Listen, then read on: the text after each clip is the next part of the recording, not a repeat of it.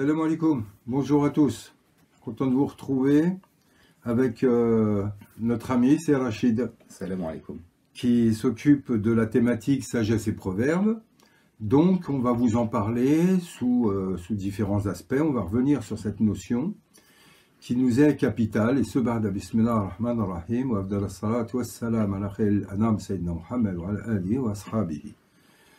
Donc, c'est Rachid. Voilà, de se retrouver aujourd'hui, tu vois, on en parlait depuis un petit moment.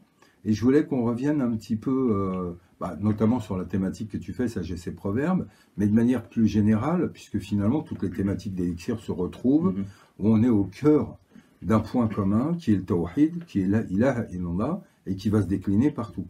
Et donc, quelle que soit la thématique, quelle que soit l'approche, au fond, c'est à ça que ça nous ramène. Et en revanche, si pour nous, nous sommes dans une thématique qui est, je dirais, dans un cadre bien précis. Par exemple, quand je parle du Coran ou du Hadith, évidemment que je vais toujours arriver à ce qui est le cœur du Coran, le cœur du Hadith, qui dit le Hadith, dit la Sira Nabawiya, la vie du prophète, etc. Le cœur en est la ilaha illallah. Le prophète, il disait « Khayrun ma qultu ana wal anbiya min qabli, la ilaha illallah wahdahu la sharika la lahul mulku wa lahul hamdu wa huwa ala kulli shay'in qadir ». Donc, c'est cette formule commune qui nous anime. Mais dans ta thématique, je trouve qu'on a quelque chose de particulier. C'est que toi, c'est une fonction adamique et christique en même temps, qui est d'être capable de voir la ilaha illallah partout. Tout à fait. Dans toutes les traditions, dans les sagesses populaires, dans un proverbe, dans un événement de vie. Et des fois, on parlait de sagesse immémoriale qui sont devenues des expressions populaires que tout le monde utilise sans avoir conscience de leur portée. Et ça nous ramène tout le temps, en fait, à la même réalité principielle, unique, qui nous rappelle le caractère unique de la divinité. Et ça, tu le fais à travers, finalement, des sagesses d'Orient, d'Occident. Tout à fait, c'est que la particularité de cette thématique, elle ne va pas être circonscrite à une tradition, ou à une époque, ou à un thème particulier, le fiqh, le Coran, le tasawwuf, etc. C'est que ça va prendre des sagesses à travers plusieurs traditions, à travers plusieurs époques, et qui vont traiter des points fondamentaux, des principes essentiels de la tradition, même parfois sans que ceux qui utilisent ces proverbes s'en rendent compte. Donc la thématique, elle s'appelle sagesse et proverbes. Donc sagesse est écrit au singulier, et proverbe, donc il y a le mot verbe dedans, qui est la manifestation de l'esprit, il est écrit au pluriel. Bien entendu, la sagesse, elle est unique, elle est universelle, intemporelle, ses expressions sont multiples, à l'image du divin qui est unique, et qui va s'exprimer, qui va se manifester à travers des formes multiples. Et c'est ça que j'essaye de transmettre à travers cette thématique, sagesse et proverbe, c'est qu'à toutes les époques, et dans toutes les traditions, on a dit la même chose, et ces choses-là nous mènent à la ilaha illallah, Muhammad Rasulullah. Et ça répond aux questions fondamentales finalement, c'est pourquoi avons-nous été créés, et comment réaliser ce pourquoi nous avons été créés. Donc le sens de la vie et comment y parvenir finalement. Et ce que j'aime beaucoup, tu vois, dans la manière dont c'est traité, c'est qu'on a une notion de trois plans qui est là en permanence. C'est le fil rouge. C'est le fil rouge. C'est le fil directeur, et on va le retrouver au point de vue doctrinal. La ilaha illa Allah, Mohammed, Rasoul Allah, c'est le fil directeur qu'on retrouve dans la Fatiha dès le début. Mais de façon beaucoup plus, je dirais, simpliste. Là, juste avant de commencer la vidéo, Samia qui nous lance la vidéo et qui fait avec moi Sira Nabawiya, qu'est-ce qu'elle fait? Elle fait hey, attention, vous êtes prêts? 1, 2, 3. Plouf, et elle lance. C'est ça. Pourquoi 1, 2, 3 Au théâtre, on tape 3 coups, poum, poum, poum, et la pièce commence. Juste que dans un match de football, par exemple, où pour arrêter le match, eh bien, c'est un coup de sifflet qui est égal au Nufira fi Sur, finalement, où on arrête le spectacle, on arrête le jeu. Et il siffle 3 fois. Et il siffle 3 fois, ouais, c'est ça. Il siffle 3 fois. Donc en fait, on les retrouve déclinés partout.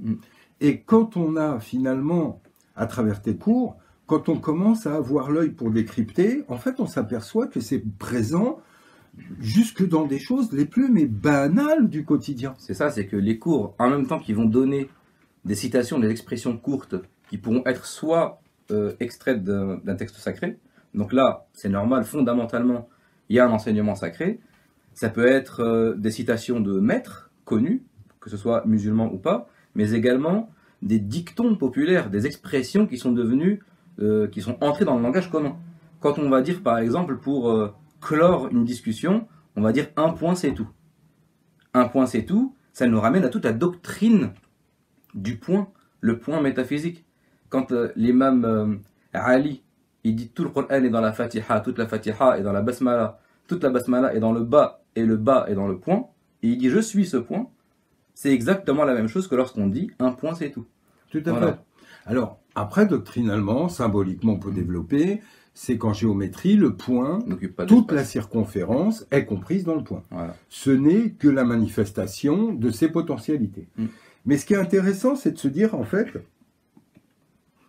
c'est à partir de ce qui est le plus important que tout le reste découle. Donc, en fait, à quel moment est-ce qu'on arrive au point? C'est au moment où, dans sa propre vie, on a compris ce qui était réellement central et le plus important, et on s'aperçoit qu'en fait, tous les actes de notre vie ne prennent sens qu'à partir de cet objectif, qui à un certain âge n'est pas nécessairement conscient, mais qui quand il devient conscient, en fait, on comprend quel est le cœur de notre vie, quel est le point qui contient toute notre vie, et c'est dans cette prise de conscience, finalement, que se trouve le secret de comprendre toute notre vie, de nous comprendre nous-mêmes. Or, le jour où on se comprend nous-mêmes, on comprend qui est Dieu. C'est ça, c'est que toutes ces sagesses, tous ces principes essentiels, ces points de doctrine métaphysique, au-delà d'être des concepts complètement abstraits et complètement flottants, ce sont des réalités qu'on peut mettre en œuvre et qu'on doit mettre en œuvre dans nos vies de tous les jours, très concrètement. Et comme tu le disais, c'est que chaque action que je vais mener, chaque parole même que je vais prononcer, chaque intention qui va émaner de moi, doit être issue de ce point central qui est le divin. Donc à partir de là, ça signifie que le divin m'anime, strictement. Et on en revient au hadith Qudsi, dans lequel Allah dit « Je deviens l'ouïe par laquelle il entend, la vue par laquelle il voit, la main par laquelle il prend, etc. » C'est que chaque action que je vais mettre en œuvre n'est que la manifestation, donc dans la circonférence, de ce point-là principiel qui est le divin, finalement. Oui, et c'est pour ça qu'on a des formules des fois. Par exemple, il y a un verset coranique qui dit « Voilà, dhikrullahi akbar ». Maintenant, si on le passe en mode mathématique, comme le faisait Guénon, Guénon nous a parlé en mode mathématique, mais en réalité, quand on veut le comprendre, le Coran est mathématique aussi. Eh bien, on pourrait en formule mathématique dire « Voilà, dhikrullahi akbar » et de ne jamais perdre de vue le but unique est ce qui est le plus important. Et ça serait exactement la même formule. C'est la même chose. D'ailleurs, ce verset, il est très intéressant parce que, encore une fois, comme toutes les sagesses, comme toutes les paroles qu'on prononce, ça peut être lu à différents degrés de compréhension, comme tout symbole d'ailleurs. Par exemple, on va prendre le symbole de la croix. Pour la plupart des gens, la croix, c'est chrétien. Parce que le Christ a été crucifié, etc. etc. Alors qu'en réalité, premièrement, il y a une inversion de causalité, c'est qu'il a été crucifié sur une croix parce que la croix est un symbole sacré. Et puis après, on peut aller tirer tous les enseignements de la croix, croisement de l'horizontale et de la verticale, transcendance, immanence, etc. Et qui nous ramène d'ailleurs au point. Encore une fois. Mais pourquoi je disais ça par rapport au verset que tu as cité, Dhikrullahu Akbar, ça peut vouloir dire effectivement que se souvenir d'Allah, se souvenir de ce qu'il y a de plus grand. Ça peut vouloir dire que le dhikr Allah, donc le fait de dire Allah, c'est le dhikr le plus grand. Mais ça peut vouloir dire également, et là on se place du point de vue divin, c'est que le dhikr que fait Allah est le plus grand. Oui. C'est le dhikr d'Allah qui est le plus grand. Nous, notre dhikr n'est qu'une occurrence particularisée, on va dire, du dhikr que Allah fait. Le divin, nous sommes en participation. Exactement. Et quand tu revenais sur la croix avec le clou qui est au milieu, et qui finalement est ce point qui est la jonction de la verticale et de l'horizontale, clou vient du mot qui a été le premier roi de France, Clovis. Clovis veut dire clou. Il veut dire clé et clou. Or, Clovis, c'est ce qui va donner Louis. Ouais. Donc, c'est pour ça qu'on a les rois de France, c'était des Louis. Oui.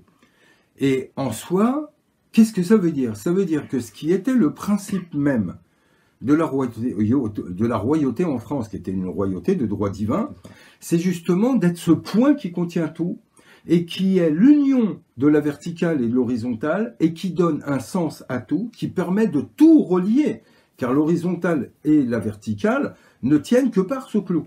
Donc, en nous, dans notre vie aujourd'hui, et c'est ça qui est toujours important à comprendre, c'est en quoi tout ça me parle à moi, aujourd'hui, à mon époque.